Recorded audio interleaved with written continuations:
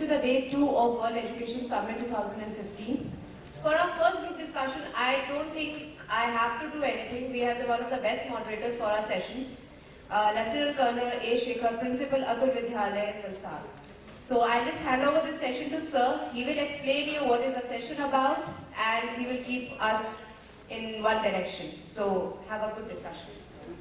Thank you very much. All of you. Yes, sir, you can, everyone. Harish, further, there are plenty of seats. If we start thinking like students who want to occupy the last chairs first, especially when the principal is around, it becomes difficult. Ma'am, I remember, yeah. Presently, I don't have chikungunya. Please come forward. Yes, ma'am. Aage aiye. I think more when people come, it will make it more interesting.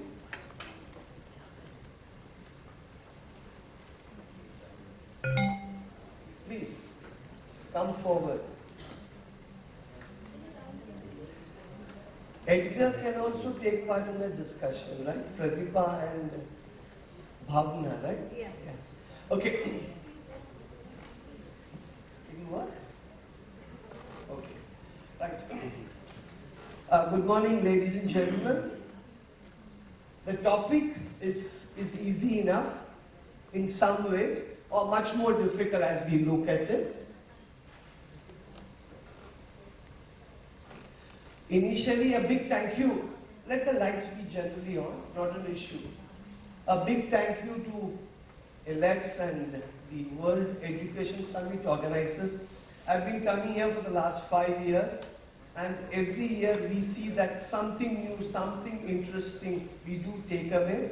A big round of applause to the organizers as we get settled down.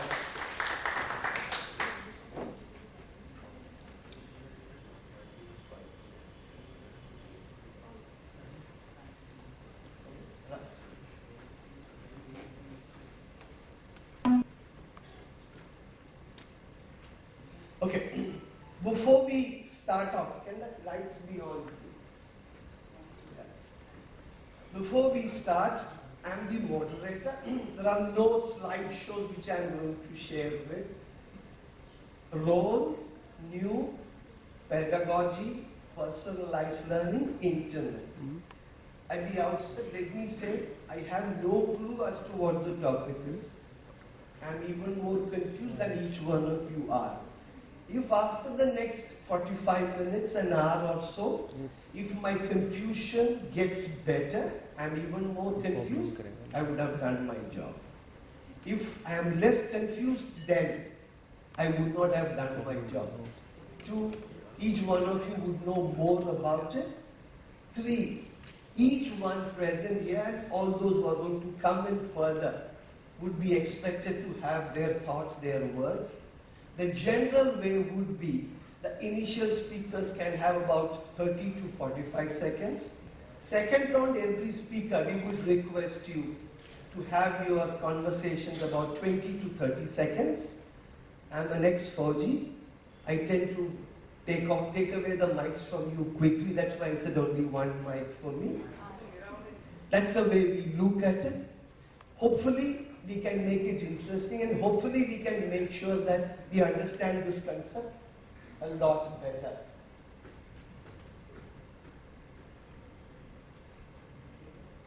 Is this the way we look at it?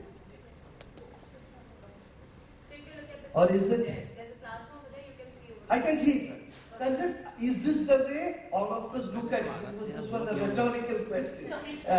Is this the way we look at it? Hopefully not. Right. Before we get into it, can we understand what the topic is? Can anyone make their initial comments, initial thoughts? Anyone who's a member of the formal panel, who can take the lead? Yes, sir. Introduce yourself. You have a minute or so starting now. Good morning, namaste everyone. I am Sudha Sahai. I am the principal of the Shira School, Aravi, and I am a member of the panel with Sir. My initial comments would be that I think in today's times, pedagogy is something that we first need to understand what should be at the core of it, what should the premise be, and why should it change. When we talk of the internet age, I do understand the importance of technology. But the question we need to ask ourselves is technology the end of it or only an enabler? When I say that what should be at the core of any kind of pedagogy, my initial thoughts are, it should be child-centric, for sure. It should cater to individual needs. It should ensure and equip our kids with the 21st century needs. And it should be such that it caters to the needs of an inclusive setup. What should the premise be? The premise I strongly feel about is, and I'll end with that, is that teachers need to make a paradigm shift in the mindset. They should work on the premise that one size does not fit all. And if you don't get it the way I teach, I will teach the way you get it. Thank you. Good round of applause for her. She's made some of the points right. Bigger question. What is pedagogy? I've put in a definition. What is old pedagogy? What is new pedagogy? Any thoughts on it? Yes, sir. I'll come to you next. Sir, आप बैठके करिए. You have about 30 to 40 seconds. I am representing Cambridge International School, Punjab, Daswa, and I would like to thank the organizer for this. Now, this is a very interesting topic, like what we need to change. Once we rewind our life 20 years back, 30 years back, when we all were probably in school, then the driving force was fear. Like fear of teachers, fear of parents, fear of failing, fear of not earning money, fear of not getting married. So it was the fear. Fear of not getting married. Yes, because if for us, many of us, it's fear of getting married. Sir. Anyway, please go ahead. Yeah. Okay. So, the fear of getting married is even more scary. Okay, so now, see, this was the reason, like we all were graduated or we did something, but it was the kind of the teaching learning process in classroom. It was quite teacher-centric. It was not exciting. Every day was a day of fear, not of enjoyment. Actually, the school learning has to be an enjoyable affair where we all come, collaborate and enjoy. Yes, sir. How old are you, sir? 43. Okay, then he made two major statements. Fear of getting married in one way, and the second part is when we were in school. I'm a few years elder to you, but I tend to remember every teacher who taught us. They got us things quite differently. I remember each one of them. So how much behind we are talking about, or we tend to live for the moment even more. The question I repeat again. What do we understand by the term pedagogy? Formally. A quick answer. Can you imagine? Yes. I'll come to you, sir. Everyone. I feel that I'm principal of Bhavans Vidya Mandir Makra, Kochi. Now, I definitely feel that pedagogy is the art and science of learning. But today we definitely need to change because a lot of demands from the society. Society is changing because we are living in the 21st century. A lot of changes are happening.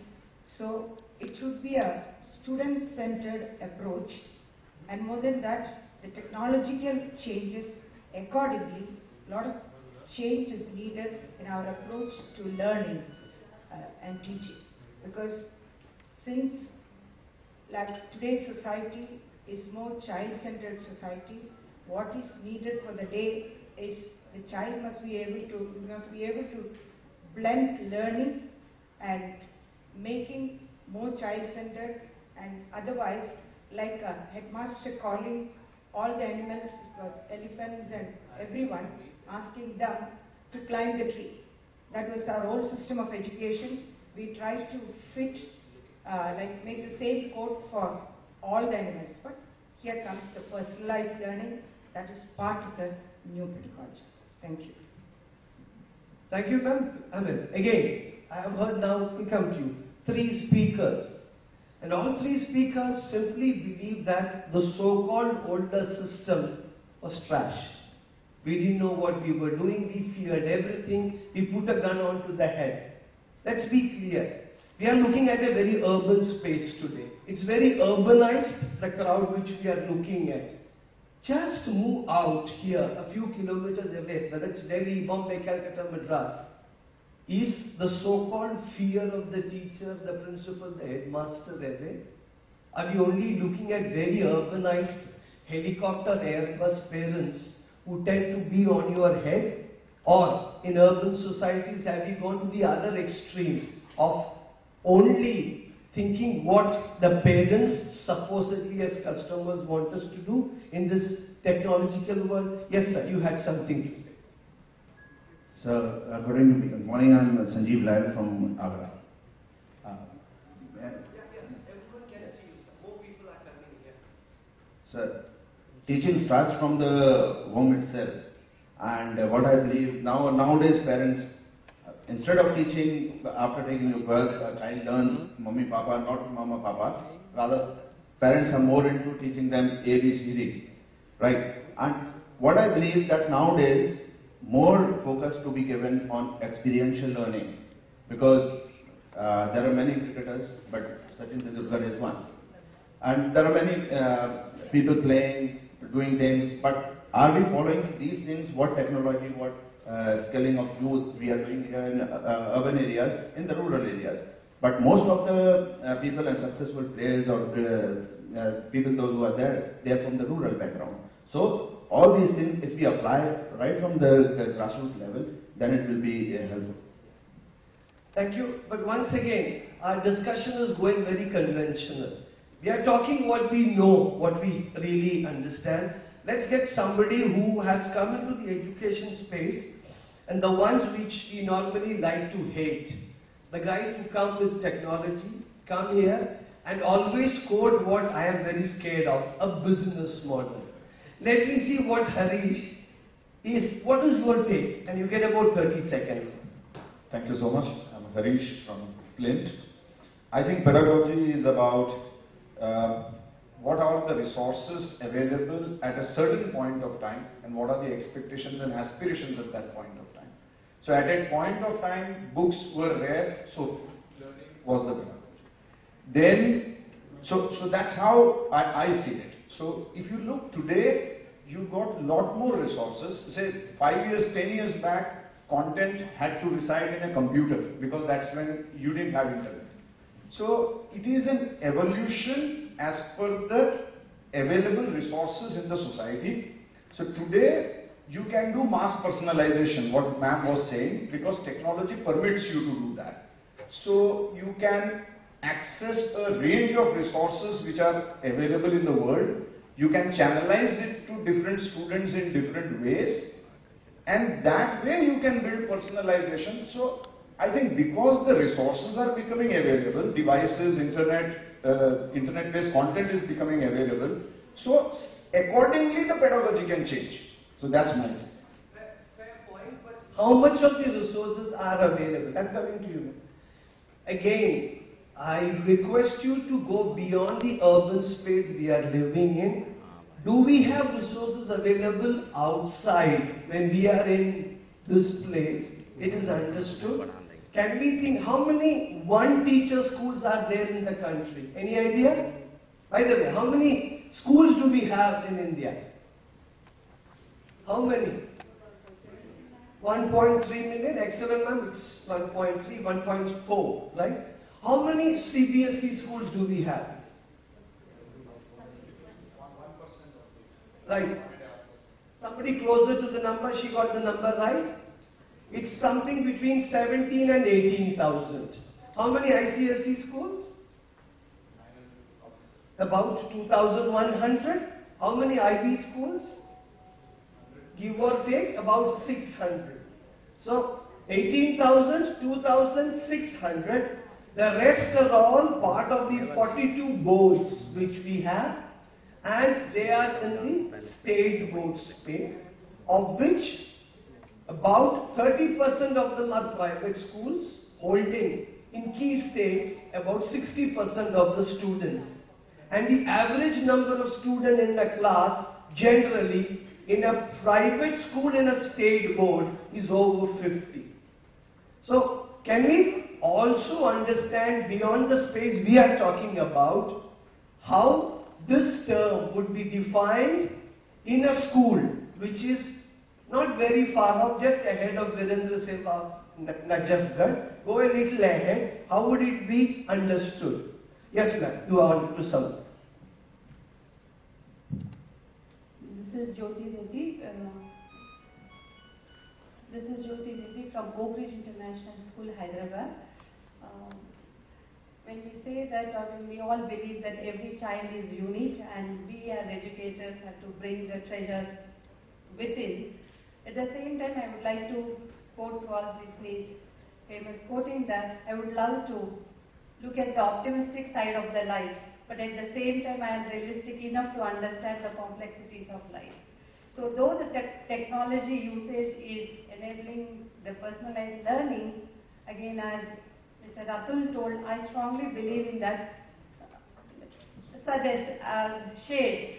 Rural India, what I feel is, what percentage of nations, schools are categorized to use this technology? So the technology support should be in such a position that they have to enable the rural schools or the maximum percentage of the students to take the advantage of technology to reach every child, to make the learning effective. And it is not that the policy making, but what I strongly feel is we have to support the teacher and the student to accomplish their goals in a difficult journey which we are placing before them. Thank you ma'am, a round of applause for her. Again, we come back to the original point. This is something about personalized learning. I normally do not read a slide, but this is interesting enough.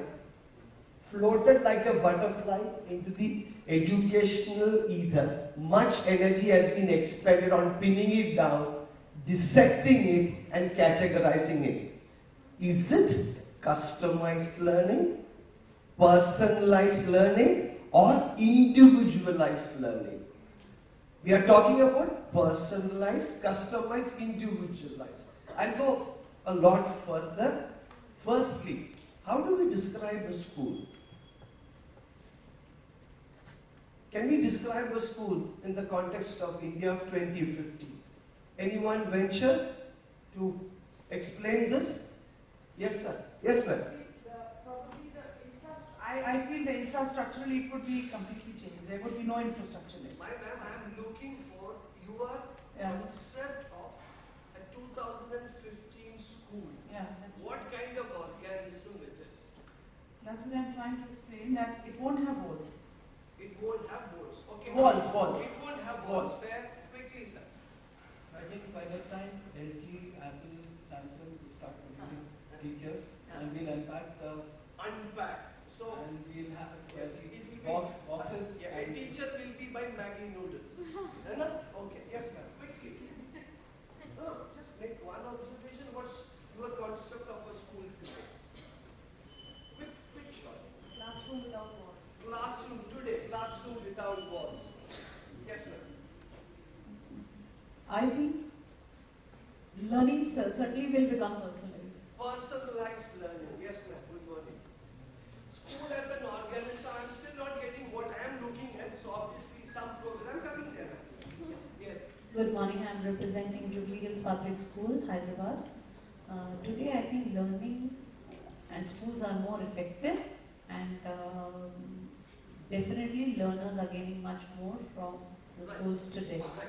A new owner comes to you and asks you, what is your concept of a school today? What will be your three-line explanation today? Think it over. Yes, ma'am.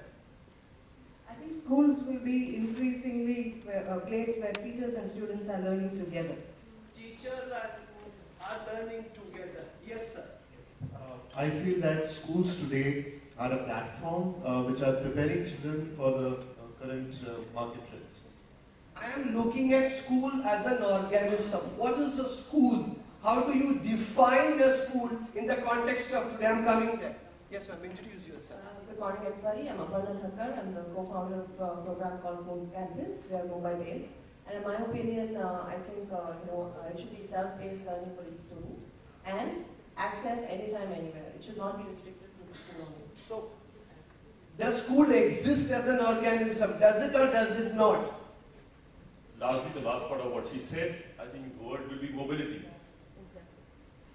I can learn anywhere. I can learn anywhere. Mobility. Yes, sir. Quickly.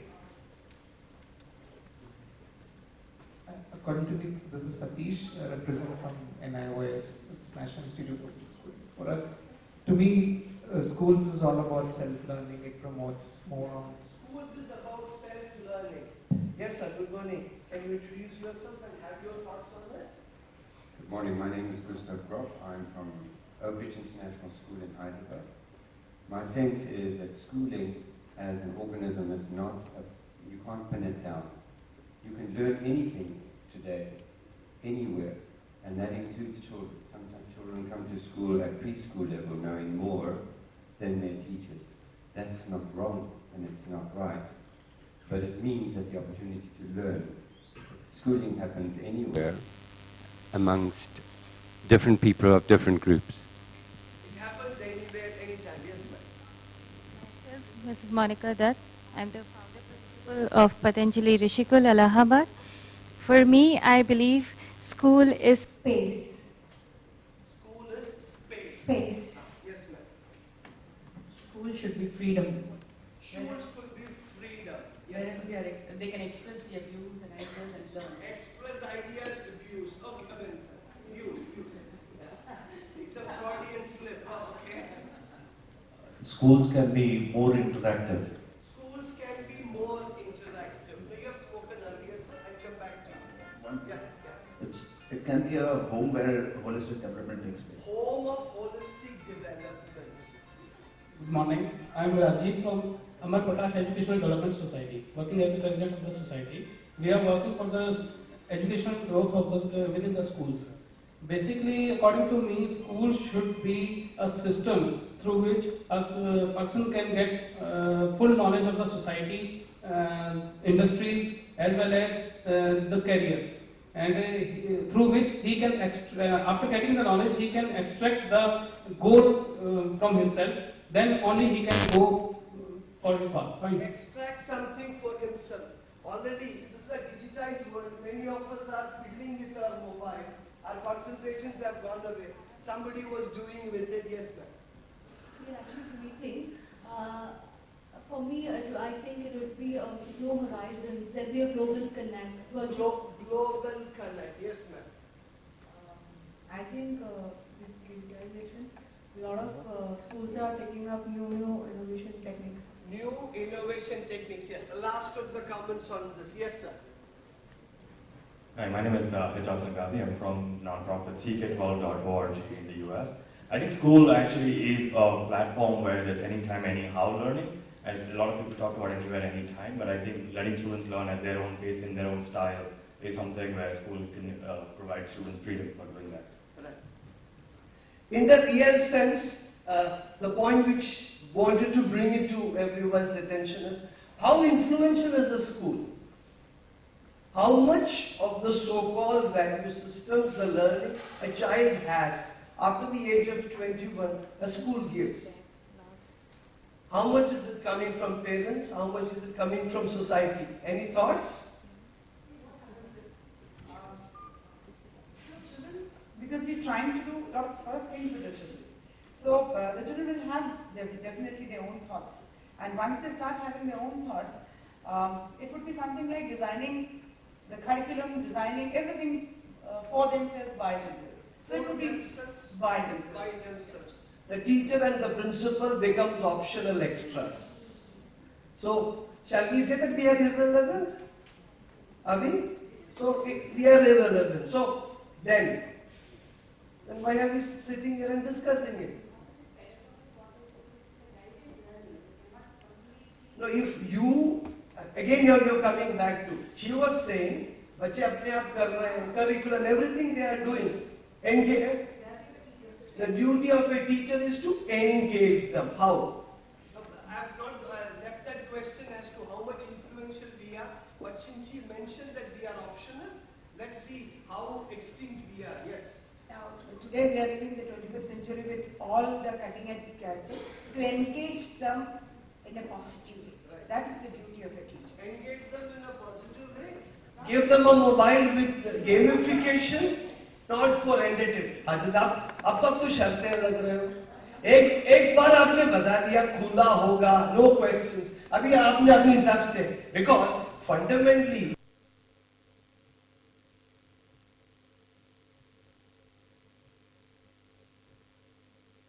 In fact, I have just the opposite views. Today's world, I think, all the onus of learning rests only on the schools. I think the parents these days are so busy with working that they hardly leave aside academics. Basic values in life, they don't have time to talk to children. I think it's a big round of applause for her for having had the courage to hit the nail on the head. That's true. Okay, what do we do next? We have this, we know that parents, and we are also parents, we are working parents.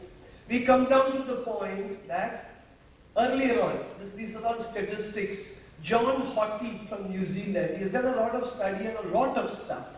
And he has aggregated over 10,000 studies.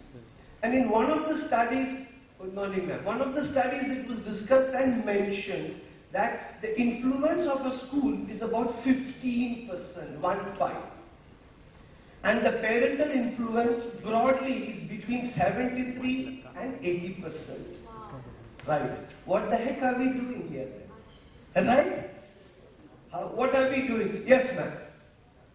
So I have a point of view which firmly believes that the role of teachers or the principal is to be that of a facilitator.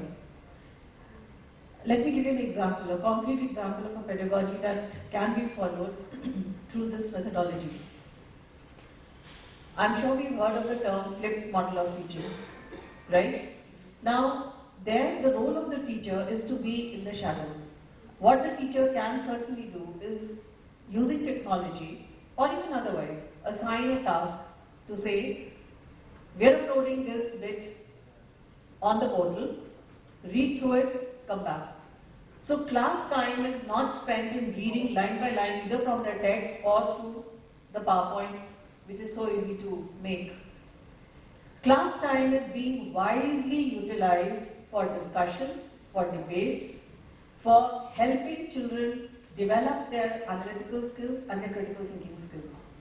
And I think that is the role of a teacher or school or the principal. Fair point. What she has tried to understand, tried to explain, but again I bring you back to the original point which I tried to put it inside here. What are we doing? And see, we all believe that societies are all getting back, the value systems are going away. It's terrible, I understand that. Yesterday I had an opportunity to go and visit Jantar Mandir. I went there. I'm a 4G veteran. One rank, one pension is a big story going up. And we could see emotions just flowing up there. And I met the daughter of the officer who has been on fast for 8 days. 8 days. It's the 9th day. She's married to a 4G herself. Can you imagine the impact it's having across the Indian service community, 1.2 million of them, with bullets flying around in Pakistan? So that's one part of the understanding we require to have at a much bigger level. How does it impact? The simple point I try to explain is today's uniformed person is tomorrow's ex-serviceman. And right across in our cantonments, there is a real discomfort. And India is existing today. I am speaking to you in this language is because we are a democracy. And it is fundamental that the civilian, democratic, and all of us together understand how important soldiers are. So in that context, which I come from, which is a very personalized thought, because I am a Fauji, many of you would have relatives, etc. there. The concept of a school, when parents, and this is a point I am raising, the parents are in some ways abrogated their responsibilities because of various reasons. Is the school not a social organism? Isn't the school not a social construct? Doesn't the school ensure that the student understands socio-emotional learning? In that context, how important is personalized learning? And how do you define the concept of personalized learning? Who can take up this question? I made it complicated. Yes, ma'am. Good.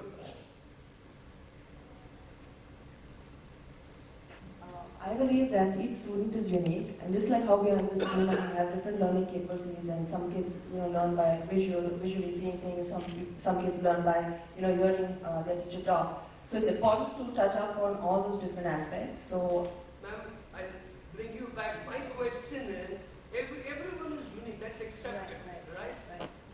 How do you, it's well understood parents are not giving importance, they have their own, we all want to make money, tons with it. So 80% of the role earlier on, it's studies, parental influence is maximum. We are looking at a child leaving home at 6 o'clock in the morning. I'm talking about students between grade 1 and 5. They go to the tuition teacher first. The child may not have visited the restroom in the morning. Maybe has got half a glass of milk. She comes into the school at about 7:45. Assembly on.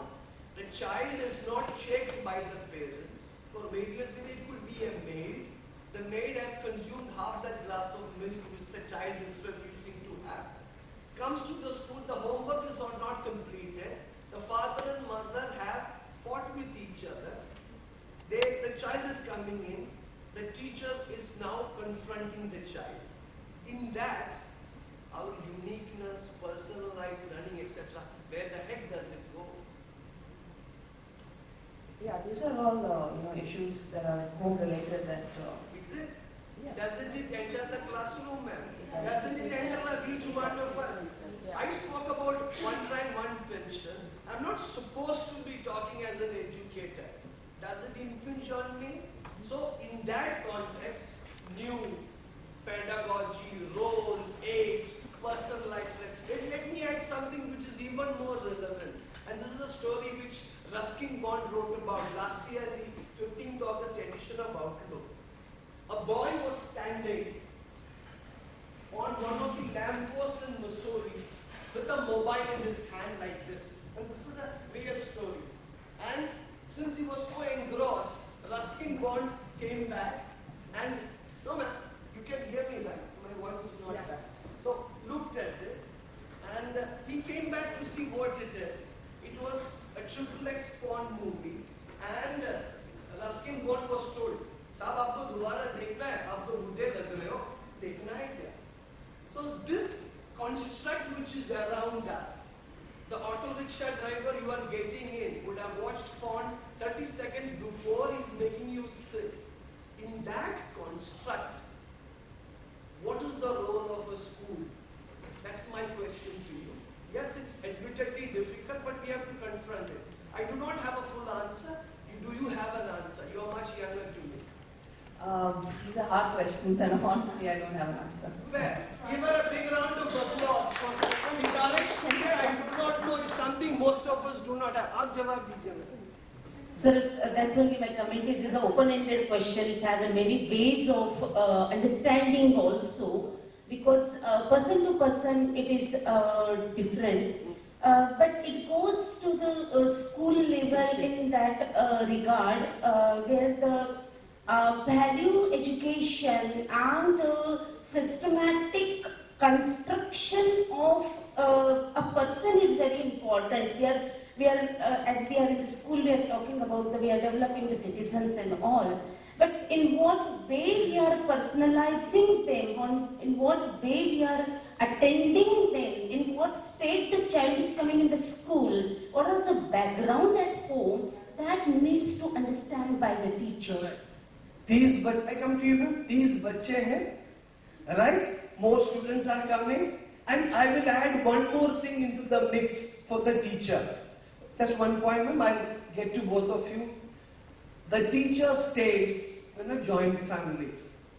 Early in the morning, the milkman has not come. The mother-in-law is quite annoyed that her cup of tea is not available. Obviously, she tells her son, who gives the lady a rocket, and it is delayed. And she reaches the school 10 minutes late. And Hitlerian principal like me standing here and saying, Chitra, you are late. Sir, milk has said, shut up. I am not listening to excuses. And that is where that child or children are coming in. Tab hamara kya hoga kal? Yeah, I'll come to you, ma'am. Good. More hands. I've provoked all of you. Yeah. Hi, good morning to all of you. You know, it's very interesting, Shekhar. These questions have always been existing and they keep existing. Right. There could be situations in a daily practice at different homes. What I believe is when the child enters a classroom with all these questions, it is definitely, we need to think about emotionally intelligent classrooms. Yes. The thinking needs to be there. So that is why it is well said that any... Just for me, my last 10 minutes of running around was to get this exactly. word. Emotionally intelligent classroom. Got it? Yeah. Personalized, emotionally intelligent classroom. Just give me a fraction of a second. No, big round of applause. At least we have come somewhere, right? Right. And it's very, very important for us to make our classrooms start thinking. They are reading, they are writing, they are speaking. Let's make them start thinking. And I'm sure it would help us. It would help us emotionally intelligent classroom. I'm coming to you, ma'am. Emotionally intelligent. Again, the concept of education, throwing in another rider. I'd like to make it as complicated as possible. Pick up a group of children from the most elite school in Delhi. I won't name the school before I get a court case against me. And pick up 20 children from a municipal school.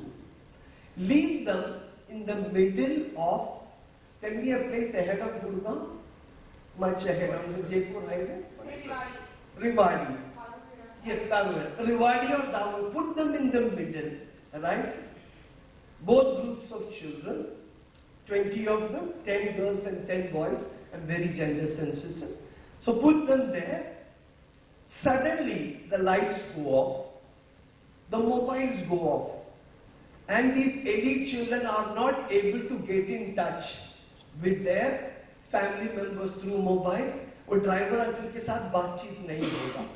How will these 20 children from urban elite school respond? How will the children from the rural school respond? I have a question to add on. How many children would be having what amount of money? Right.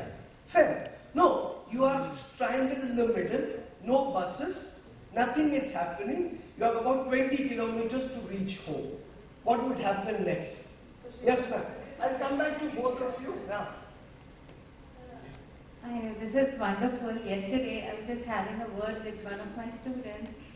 He later on he happened to qualify IIT and all that. And he comes from very, he comes from a, not exactly municipal, from KP Inter College in Allahabad, and the parents are from a very low background. But the child was just telling what sir, gave this question. Interestingly, almost similar, he said that I was asked by my father that you should be giving the SCRA examination also. So I was made to go and give that examination. Many more students were going along as they had their center somewhere in Allahabad, and he was traveling from Delhi only by Mughal Sarai Express. So after the exam and all, while he was coming back, he happened to go off to sleep because the child had been studying all through. And then when he woke up, he realized that the station had passed. And there were one or two more boys who were with them, and they were discussing about their paper, and the station had passed. Now the children who were coming from like very good schools and from very good families, they were all frantic. Now what will happen? What can we do? And all that. And what this boy did was, he got down at Gaya. He saw all the places in Gaya, and then he said, "What is the next train that I can, or maybe the bus that is available?" This is missing in the urban school. Yes. Yeah, she has answered my question more than better. Yes, ma'am. You were saying something. Yeah. I was actually speaking about the previous one. Right. I would still like to relate it. Please. When we talk about emotionally intelligent classes, I would totally agree with you, ma'am. Because we had this one student in the class, I would like to narrate this incident. I'm an English teacher. So we had told the children to make sentences with the word, different words we had given. One of them was shout. So one of the kids, one of the boys, had written a sentence, "Last night I shouted at my pillow." So this is what today's teachers do. They go back to the children, and when I asked the child, "Why did you write the sentence, I shouted at my pillow?" he said, "I had no one to talk to." Good point. Extremely important point. Very, very important point. And why schools are becoming so much more. Have you, just interrupting you in between, ma'am, to make a point. In urban schools, you have an assembly, you are standing there, you see how much the children talk to each other? You give them a little bit of time. There is so much of unstructured talking. It becomes quite difficult for many of us to even understand. We can now relate as to where it comes from. Please complete your point, ma'am. Yes. So when I asked the child, he said, "I had no one to talk to." So then we went deeper and deeper, and we found out that the father and mother had separated. The sister was an adolescent, so obviously she had her friend circle in order to relate to. So he had nobody with whom he could discuss anything. Very much so. So I think today's teachers are very alert. They are very aware of how emotionally also children need that support. Are we equipped for it? Do we have the time for it? And the inclination for it? I'll come to you, ma'am. Yes. With EQ. AQ is also very important these days. Adversity quotient. So if we can balance EQ, emotional quotient, with adversity quotient, then these type of problems will not arise. Coming back to the watching of the porn movie.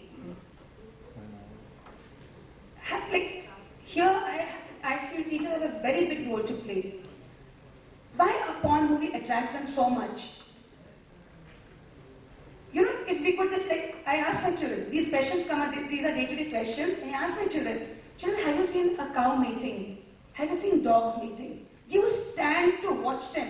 So what's so about? And bring that into as if to say, it's like drinking water, eating food, studying, reading, and sex is also a part of life. So if this way we can, and I tell them, keep dogs and all, and it's our thinking which has... Ma'am, we are going a little away from the concept of what I put it in so that we get we are looking at a classroom, a school. We are saying old pedagogy gone, new pedagogy coming in, internet comes in. I'm only putting across the Sunny Leone story to say what all is available on the internet. If any principal does not understand the impact Sunny Leone has on boys, we are all in serious trouble. Because any song of hers, just go to the YouTube, see the number of hits. So obviously there is a great deal of lack of information. Parents are not giving that information. We still believe Kunti Devi ko bachap kaisa hua karna. It's thought about sun and it came in. We explain that, right? And we somehow celebrate that. And further, Maryada Purushottam, I have a real issue. He is perhaps India's original male chauvinist. He made his wife go through that. Try telling this to the BJP guys, I'll be lynched. So the question is, are we talking the real issues which we are? Why did I celebrate that lady in that yellow jacket? Is because she said that is something fundamental to what we are doing. New age pedagogy, learning digital, we all sprout or say a lot of good terms. But getting things done on the ground is a lot different. Yes, sir. You made the point yesterday regarding the millennial child, and what he thinks and what he delivers are two different things. Let's see you, sir. Good morning, myself Dr. Abdul Jalil, I am from Kerala. And we are having a discussion related to digital world or the modern pedagogy and all. The book which is on digital scaling the skill and all, on page number 12 you can see the government is thinking about giving separated toilets for boys and girls, and we are thinking about bringing digital into the classrooms, and it is a kind of drama around. In my opinion, you can differ. Most of the problems nowadays is that we do not find values in the children. And one of the reason I find for this is that all the schools are busy with completing their portions. I'll just interrupt you here, sir. Talk about our parents. Do they think we have values? No, it's... I'm just giving a bigger point. Yeah. Talk about our grandparents. Yes. Did they think our parents had values? Talk about our great-grandparents. Go back to a post by Aristotle. I wish I could show it to you. What is happening to the younger generation? They don't listen to their elders. They don't care about it. But this is an excuse we all give. Because the earlier generation was annoyed with us when we were on the regular phone. From the regular phone, the newer generation, we are annoyed with them, they are on the mobile. Now they are on the internet. Is it good enough? Are we not walking away from our responsibilities, sir? This is a generational thing. We have heard it from Nalanda and Takshashila. Is it good enough? Please continue. Yes, surely. One of the point I was discussing yesterday was that students come with their opinions, points and everything. And the best way to help a child or facilitate a child in getting where he has to reach is giving them descriptive feedback, which is highly missing everywhere. Descriptive feedback. 40 minutes, 2400 seconds, syllabus, principle, emotional intelligence, emotionally aware classrooms, digital learning, Google. Do we have the time for it? Yes. Good points are descriptive, but do we have the space and time? Total number of working days? 220. And it was interesting. We are having, Atul Vidyalaya is hosting a debate competition. Some of the schools are participating. The concept is, instead of having a 2-month holiday, let us have year-round schools. This was a discussion point. Children accepted it big time. Who opposed it? Teachers. And we have done it in all parts of India, Bombay and Delhi also we are having it. The first question is, sir, वैसे आप छुट्टी तो देते ही नहीं हो, अब और भी छुट्टी खराब करोगे? Yes, ma'am. And we have the last 7-8 minutes. She's looking at us. If her looks could kill, I'd be anxious, my down. Let's finish it in the next 7-8 minutes. One very quick point, talking about the emotionally intelligent classroom. One tried and tested formula that we have, and that's why I think educators around could go back and try. There is this concept of mentoring, and that we have 1 hour every week. I know it's very difficult, even at the cost of being badgered by many of the senior teachers. We have created that 1 hour, which is called mentoring session with the teachers. I would urge you to go and visit websites of Jenny Mosdy, because we had invited her and she conducted training sessions for all of us, all our teachers. And there are certain rules that are followed when you do that circle time sessions with children. It is called Jenny Mosdy circle time sessions. And we must ensure we follow those steps. It really, really helps to sort out many, many issues that the children are facing, whether at home, whether in school. And if you do it stepwise, you will see results, because an emotionally stable child definitely performs better. Yes. Good point, ma'am. And I vouch for what she has said. Yes. Now, 10 seconds. No more than 10 seconds for everyone and take away the mic. Yes. Sir, I would like to say that we need to take this thing very differently because today these kids are born in 21st century. They are more evolved, they are more intelligent, and they are more balanced than all of us. It is only that our perception is that we have to change our definition of discipline. Like we have to change how we look towards it.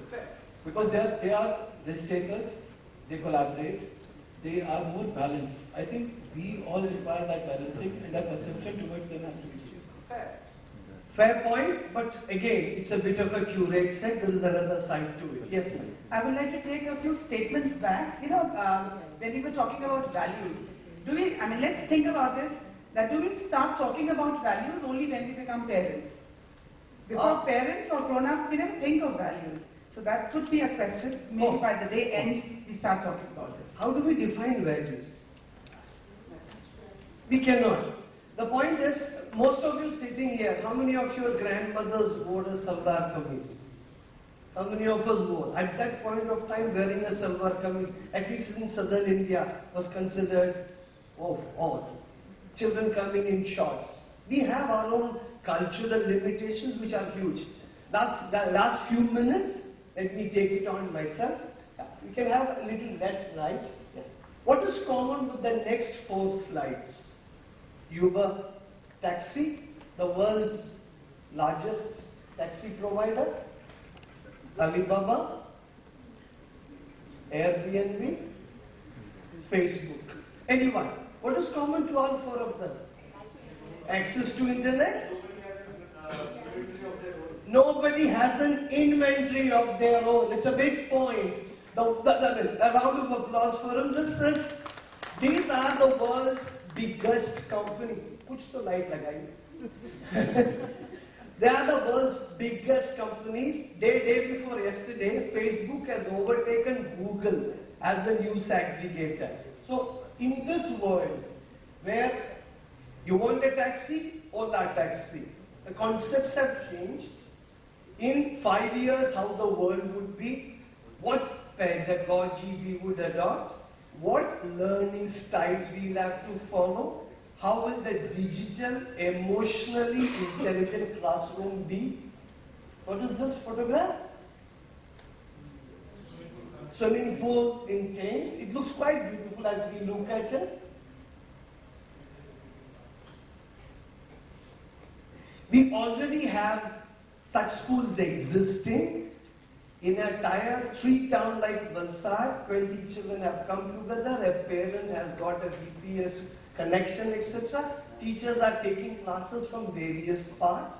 I somehow believe that tomorrow's a student is playing football, he has just won the football match, he's got an hour. He'll open up his mobile, he will look for a maths teacher, 6 are available, he'll pick up one which he's set. So we'll all, if we don't change ourselves, certainly become extinct. Will this be a school? Just think it over. And we had added even the kind of parenting which we would have.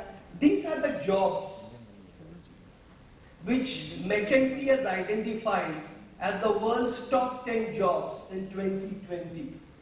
How many of us skill them for these jobs in our schools? The last but one is something all of us will face. If we don't train our children to care for us, we will be dead ducks before we ourselves understand. Kerala is facing a massive elderly care crisis. We are all aware of it. Most of them are in the Gulf, and the very famous black dollar fathers. Parents, the son and the doctor, they are abroad. The father is conducting the funeral through net. It is being telecast live, and he gets about $200. I'm finished. All right. Are we givers, are we takers, or are we matchers? Give it a thought.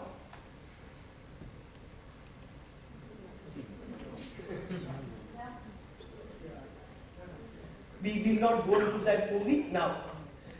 This, we can slightly switch off the light at the end of it. Can we look at this video and I make my closing comments after that? ये video लगा सकते volume के साथ.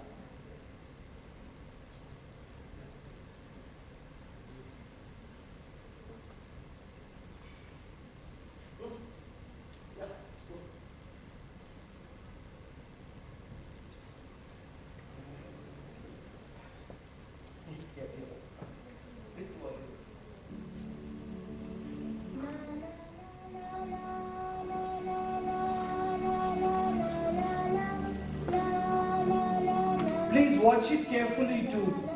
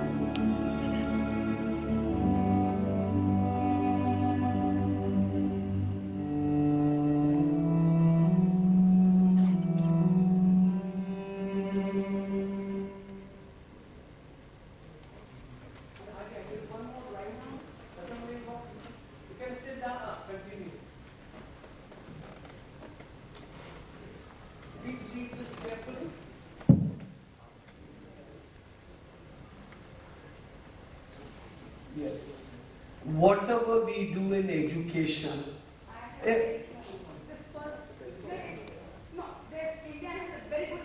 no, ma'am. I'm putting a shh. No, hold on. No, hold on. Shh, no, ma'am. Yes, no, ma'am. No. Can you listen to me? No, ma'am. No, you don't. No. Firstly, no. It is fair. You have a, ma'am. See, no. It is not BJP, ma'am. No, can you? 1 second. No. You have a perception. Can I see the last slide? Ma'am, I have served the army for 20 years. No, allow. I am only. Hold on. Can you listen to me? Can you? No, I'm not discussing anything. No. What I am saying is. No, can you allow me to make the point, sir? Yeah, can you make the point? I am only saying that the points which is mentioned here. Allow me to. Sadism is a tough word, ma'am. Can you listen to me? Can you listen to me? Can you listen to me? Yes. I know how controversial it is. I am aware of it. My only point is, whatever education we do, at the end of it, these things we have to change and make India a better place. It's a very good place. A very good place. I said a better place. See, sir, please. Madam, it's an emotional response. I understand that when I... Madam, आप सुन तो लीजिए, आपकी बात मान लिया. I respect what you said. There are the last few points which are written there, which talks about. My only point is, whatever education we give our children, if you make them stop many of these things, will be better schools and better nation will be created. I respect all three of you seriously opposing what I said. So would many of you. My only request is, it is a different point of view. Please do not accept it, but give me at least the right to have been able to say that. Thank you. Wow, one hell of a session it was. And thank you for our active moderator and active participants over here for such a good session, such a productive session. And when we are talking about the new generation, I think our next presentation is well suited for that. So I would like to call on stage Dr. Sapna Agrawal, Academic Expert, Next Education India Private Limited. A huge round of applause, please. And we have 10 minutes with you.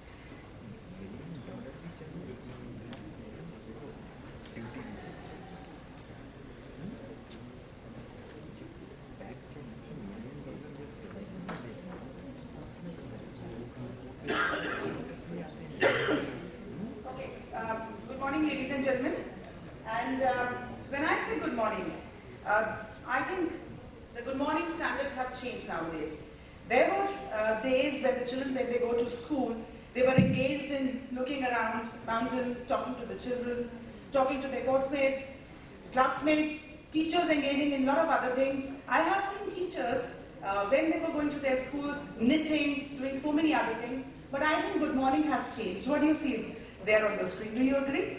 There is a lot of social good morning happening all around. Yeah, and I think that is bringing a lot of change. Even the parents, they're resorting to a lot of information management to the digital internet for the sake of their children. Now when we say all this, I'm sure there's a huge challenge for the teachers of the day. The challenge is probably their classes are there with mixed variety of learners, which always existed. But now is the time that we've started probably identifying them, sorting them, and still trying to put them in the same mainstream. Now, as we proceed further, what we have observed, this was one of my research paper when I was talking about the internet pedagogy. I thought I'll just put up a couple of thoughts and then we'll talk. What do you say about it? Is there an overload of information? And there could be still a gap of understanding. Yes. I'm sure the teachers of today, they are really feeling it. And it is very important there when we start talking about personalized learning. Every learner deserves to enjoy personalized learning. We need teachers who understand the objectives of education and have the potential to maximize personalized learning in the classrooms. If we only focus on making our future generations literate instead of helping them grow mentally, emotionally, and socially, I'm sure the future is to be compromised. A teacher cannot always be there to help a student with his or her learning process. And that is why it is important that a teacher teaches in such a way that the learner learns to learn beyond classrooms. The learning must stay there with the learner throughout. All of us remember the story of Mahabharata, when Abhimanyu and Bhoom heard this, how to enter Chakravyuha when Arjun was sharing it with Draupadi, but did not know how to come out of it, and that is why he met with his death, because mother slept away. So even in today, days when we talk that parents are so busy, they are not contributing that much of time. Before the teacher, the parents, and especially mother holds a very important position. So it is important for us in this digital age to see how we talk to our children, be it parents, be it mother, be it us, educators. It definitely leaves a lot of impact. Indian mythology is replete with so many examples. It is very important for us to understand that different individuals have different learning capabilities. And in this present era, we have to continuously discover new pedagogies. It is very important that right from the early childhood, individuals face loads of complex, symbolic information and are influenced from a variety of cultures. There is a constant change, and the learning has to be at the core. Because very soon we are discussing what would be the schools. Will we be existing or would we be extinct? It is scary, but it is true. There are a few areas which need to be identified, and the areas could be all these.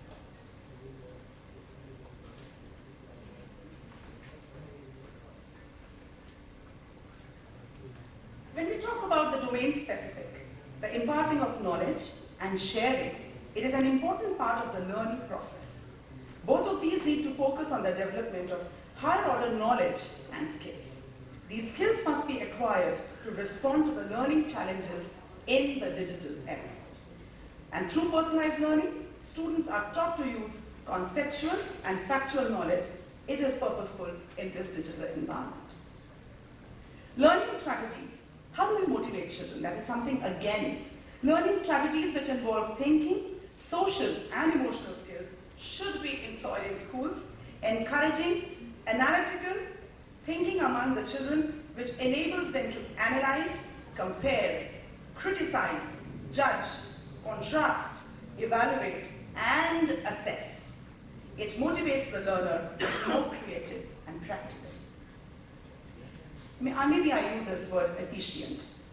Efficient teachers make school learning experiences stimulating for students in two different fundamental ways. One is cognitively, and that is by enabling students to learn and understand the content, and motivationally by allowing them to appreciate its value and use them in real-life situations.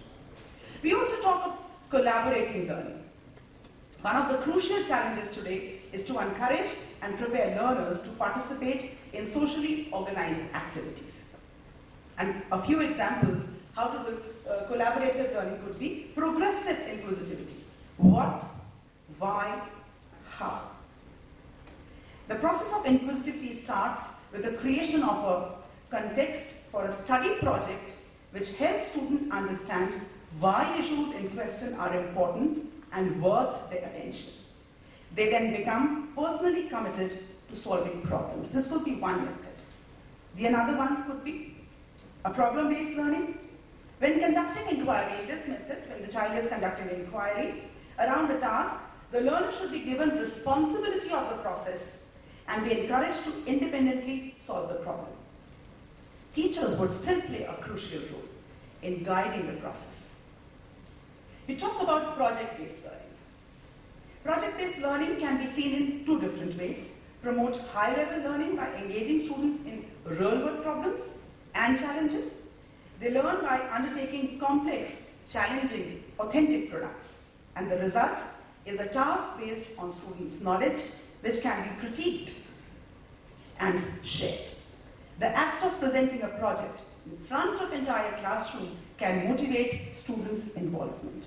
So these could be three methodologies which could be collaborative in nature. As we talk of the new pedagogies, assessment is definitely going to take a new shape. And this is what the learners are also thinking. That why are they, what do the learners think about getting educated? What are the objectives? When we talk of teachers having a goal and objective and a learning outcome, even the learners, the last point, how should a student be evaluated? And what is the relation between a formal and non-formal education? Now, personalized learning requires new modes of assessment, such as individualized assessment, performance assessment, and digital portfolios. We have been talking about portfolios, but now we talk about the digital portfolios. Let me show you this. I'm sure it is interesting. There is a difference between an assessment and evaluation. We may increase the quality, and we may judge the quality. I would again use the word efficient. It's very close to me, because we are creating a next generation of efficient teachers. We seek assessment opportunities in a classroom environment, and we attempt to understand students' thinking and understanding and make them relevant to the current tasks. The teachers monitor group works and individual performances of the student online and link their activities to other aspects of the curriculum and to the real-life experiences of the students. Finding innovative and relevant methods of assessment become essential when information and communication technology plays a pivotal role in education. Conventional assessments may not be relevant when it comes to technology-based learning environment. For example, It is possible to assess each student individually when they work as a team. New methods need to be employed to assess a student's participation in various activities. This is a couple of areas while doing this paper, while we're writing this research paper, why using technology is important. It increases curiosity, builds interest, has a virtual community, helps students share perspectives, facilitates use of technology-supported approaches, problem-based models. Definitely, science, technology, engineering, and mathematics is one of the areas where technology is definitely helping the children. I'm sure some of us have been talking about it. Let us talk about the new roles of teachers. How do you feel this? There is an overload of information. The learner of today may not want to learn everything right from us. So I think it is important to keep calm. Be listeners than speakers. I remember there was a time during my updation of training, I heard that teacher is a lighthouse. And when we enter, we are there to give the gyan. The time changed, and I heard, and I said to teachers are speakers when they are addressing variety of listeners, not learners only. And now there is a time when teachers could be listeners, where they are heading an audience who has so much to speak, because we are going to make our classrooms as thinking classrooms. So a person who thinks would definitely speak. The new role for teachers and trainers are likely to encounter transitional problems. When implementing personalized learning curriculum and move on from conventional to new, open, and less complicated learning environments. New learning environments would require tailor-made instructional designs. This is one, the new Devi probably, as a teacher, what I thought. Earlier, Ashtabhuja Devi had the Shankh, Chakra, Gada. Probably we as teachers would be having all these tools. It would be required. Only then they would accept us as a Diva, the Lord or the Lordess, from the temple of education, because they are all equipped with it. Well, something very interesting. Teachers will now have to redefine communication and collaborative skills. They will have to develop new pedagogical, reflective thinking in mentoring education, mediating values, social skills, as well as systematically evaluating students and teachers' own activities. We do so many activities in a day. A school is probably one place where every day there is an event, and we need to keep organizing it, keeping a track of it, keeping a record of it, and reorganizing or organizing another event. So it's very important that we need to monitor our own activities too. This is something very interesting which touches all of us. When we talk of personalized learning, I would like to conclude, the time limit is already there. Teachers are crucial to personalized learning and will continue to be so in the future. In order to teach in a manner consistent with new theories of learning, teachers need extensive learning opportunities. The principles of education that apply to students applies to teachers as well. Personalized learning increases the interest of the students. They can contribute to better learning results if students learn with the aim of developing with better learning strategies, learning to learn skills, technological capacities for individual and social learning activities. Personalized learning can potentially improve the use of technology in education. And personalization of learning with technological interface has become imperative. By individualized learning, we don't mean learning in isolation. Personalized learning can be seen as an approach in educational policy and practice where every student and their specific needs matter. It equalizes learning opportunities in terms of learning skills and motivation to learn with digital classrooms. These needs can be monitored and supported at a completely personalized level. We come from a company, Next ERP or maybe ERP solutions are one of those solutions where we can personally monitor them. And with this, maybe as educators, we might take some time to become adept, but I think it's better not to be ignorant. Because this generation is coming from a place where, yes, I know.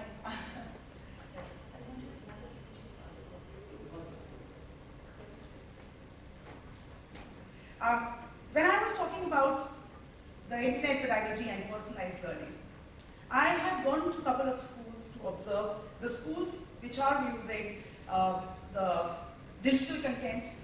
I could not visit a paperless school, though I visited a high-tech school, a couple of schools, when I was doing it. And I had a discussion with children, with the teachers, of course with all of us sitting over here, and the parents.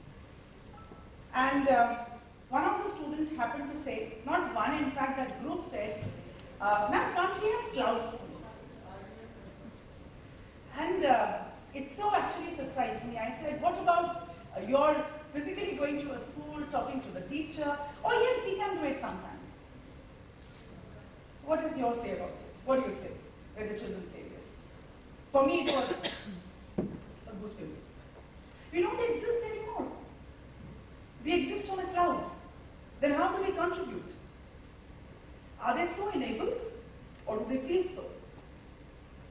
Do they feel that they have all the information, how to gather the knowledge, or how to gather the content, but what to gather would still be a question. With all these questions, I kept thinking, and that is why towards the end, this research paper would be available on our website at Next Diksha. This is around a 9-page research paper. I'm sure I would request all of you to go through it, give your comments about it. It's very important for us. Yeah. As we conclude, I would like to talk a little about next education. And these questions exist. Please do answer me. It's very important. We're still not concluded. We're just looking for answers. Would we be in a cloud? Now, next education is there to, is your school ready for transformation and making children educated for a better future? So this is what we are. This is our philosophy at Next Education when we talk about. It is engaging with the interest of the child. It is elaborating with the experience, that is the teacher. It is exchanging and expressing, again the teacher learner, and then there is a test and a try. We allow a lot of experimentation. We also talk about, these are a couple of our advantages. We are more than 7,500 plus schools strong, and a lot of learners are engaged with us. Some of them directly, some of them from home. We are now very strong with our teacher training workshops. We are coming up more than a one-stop solution for the schools. These are a couple of our awards which we've been there. And we exist everywhere, so maybe not even a phone call, just a hand stretched, we would be there. There's a complete ecosystem, if you see. We are there right from the play school to the ERP. That is the digitally managed level. Right, and I'm sure I understand and respect there are other things. Dear friends, if you allow me to say that, let's start thinking about when we talk of personalized learning, when we talk of internet, when we talk of digital, we have no scope left. We are, yes, yesterday there was a discussion when even I participated, and I said that this 21st and 22nd and 20th century learners, we need to come out of this century or age, and we need to start thinking probably where the children are thinking to where they can think. Our parents have always influenced us. The mythology still influences us. There are children and schools who are teaching them Sanskriti. I'm not talking of a language, I'm talking of a culture in a digital way. And I'm sure that digitization is definitely going to help us and the learner of the future. Thank you so much for hearing me. Thank you so much, ma'am, and thank you for telling what teachers should do rather than telling what students should do. And I will quickly jump to our next presentation, the last presentation for this session. I would like to call on stage Mr. Amit Doshi, Head Alliance E-Billing Solutions, and sir, you have strictly 10 minutes.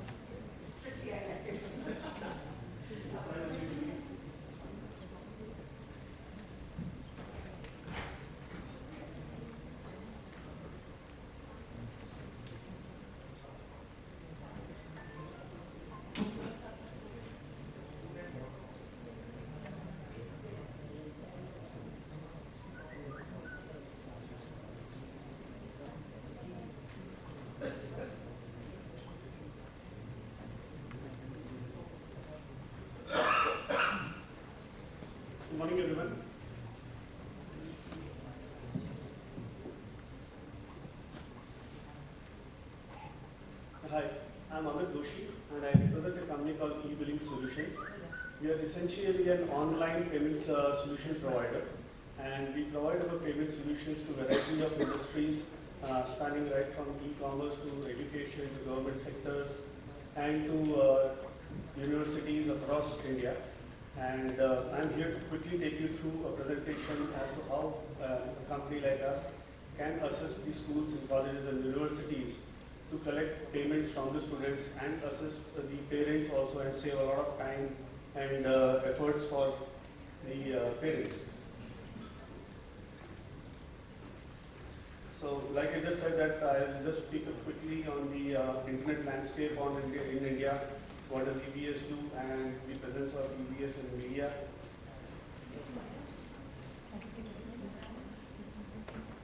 So, as you can see, India is 240 million users on the online space today. People have access to the data and are having good smartphones and PCs and everything available to their disposal. 33% of users growth only in 2014, which is now covering almost 16% of the total population of India with this kind of access. 55% of the smartphones contributed to the growth of internet in 2014, and 11% of these people in India are using smartphones to get access to the internet. And 65% of India's internet traffic is actually running out and is being utilized from the mobile handsets, mobile devices. So this essentially gives you an idea about where everybody is accessing the data from and where these schools and where colleges and universities also need to be present. It could be data, it could be payment fees collection, utilities, or it could be even reaching out to the students with, and communicating with the parents. So these are the trends that I wanted to actually bring front so that everybody can get an idea. What are the typical pain points for a university or a college or a school, and what are the pain points for a parent when they actually want to make any payment to the school? So if you look at on the left hand side, on the institutional side, there is a counter time. Today, any college or any institute has to work within a specified time, where the counter for fee collection would be typically open between 10 a.m. to 4 p.m., those kind of time, which is pretty highly inconvenient for people who are actually working. So if a parent has to typically take a half-day break, go to the bank, take a DD, and then come to the school and then make a payment, it's a pretty inconvenient mechanism.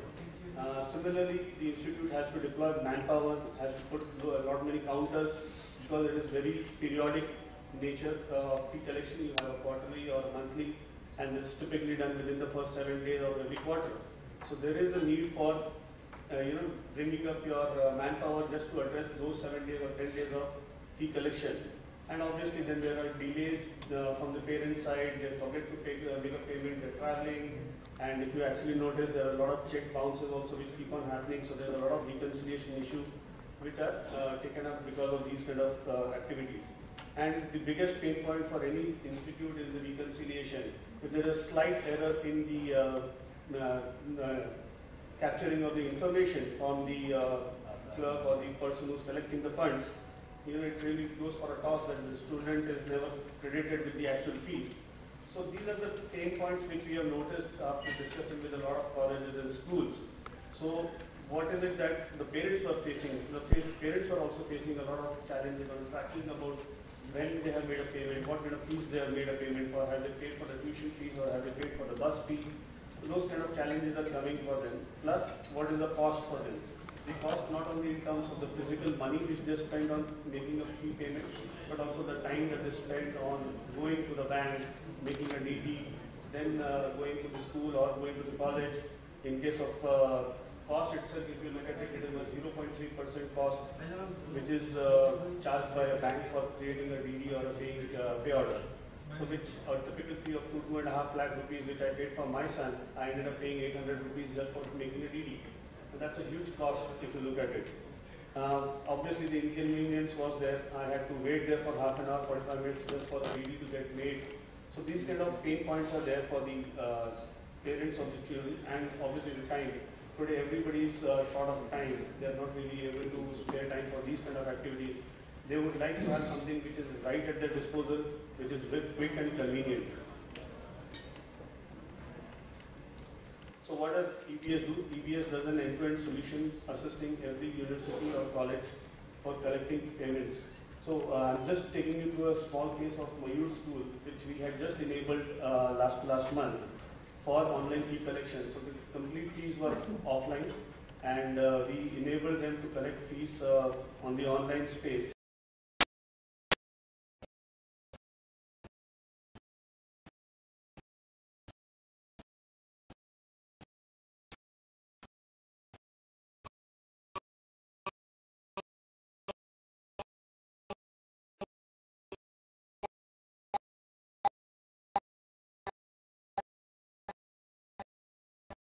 Proceed to pay, and over there they just see a simple payment page, and on that payment page the customer has the convenience of paying through his credit card, through his debit card. There are some 36 internet banking options from which he can make a payment. So it's a highly convenient mechanism. So there are approximately 100 odd payment options which a parent can actually avail. The bigger beauty about all of this is that he can do it at his own convenience, at his own time, without even stepping out of his home or his office. So that's one of the biggest plus point. And in the first, in fact, we started it in the second quarter. The first quarter was always a cash collection which was done by the college, school. And 30% of the students immediately moved to the fees which were paid online. And the bigger plus point for the school was that the fees was credited into their account on a T+2 day basis. And on the very same day, the school was able to reconcile this data and update the status of the fees paid for respective student. Also, we can split these payments into bus fees, the tuition fees, the computer fees. So there is a whole lot of functionalities which the system is capable of doing. So your individual heads, individual accounting can be also done automatically. You don't need a manpower to do all of these kind of activities for yourself. And obviously, like I said, it's a quick reconciliation which was done. So just to assist a lot of other payment options, we also have utilities where there are a lot of schools and colleges who want to just temporarily create an application form for a special event. So our system is capable of creating temporary application forms and then connect it to the payment gateway and collect payments online. So you don't have to actually even create payment pages on your own. You don't have to create forms on your own. All of this is available. We have another beautiful feature which is called an email invoicing. So as and when your fees database has been generated, you could utilize our services and send out an email to all the students and their parents respectively, stating that the fees is now available. You can go ahead and make a payment. So it goes as an invoice email to the customer or the students, and they have to just simply click on that link and go ahead and make a payment. They don't need to remember any user IDs and passwords. So the whole advantage over here is it's at his convenience, at his own time, that they can go ahead and make a payment for this. We also have multi-bank EMIs. So there are a lot of schools who actually have started charging the big fees. So there are parents who don't have the capabilities to make a down payment for the entire fees. So there are EMI options also available from multiple banks. Obviously there is a cost to it, but then there is a convenience also which is available. There are a lot of schools who would prefer to have something in the multilingual page. You can create payment pages in multilingual, in obviously the Indian languages. We also have Challan-based integration. There are universities who actually still want to collect payments or give the convenience for people to go ahead and make a payment at a bank. So we have systems where you can just create a Challan, take a printout of it, go to any bank anywhere in India, make a payment, and the amount gets credited. And it is also integrated with the reporting mechanism so that the fees can be updated. And then there is an auto pay where you can actually set automatic reminders. So every month, every quarterly, the fees can be debited from the customer's credit card account and can be made payment to the school. So we have empowered 500 plus schools and universities like Mysore University, Goa University, NMIMS, and Lucknow University. These are a few of the clients that use our services. So I'll just reiterate. So there are 100 plus payment options, debit cards of Visa, Master, Maestro, RuPay, credit cards, international credit cards, and internet banking, plus multiple currency acceptance. So if there are students who are paying fees from abroad, You can also enable students to pay fees in UK, US dollars, pounds, sterling, Sing dollars. All of those functionalities are also available. There is a new payment option called IMPS that is coming out from the Indian company called RuPay. So that is also available as a payment option. This is something where EBS has been present in the media, where media has taken notice of the efforts that EBS has been doing in the payment space. And they have been covering us, so you can always have a look at us and do visit us at our stall. So if you have the data, if you have the inclination, we can actually make a school go live to accept payments within 24 hours. So that's the basic USP that we have as EBS as a payment system.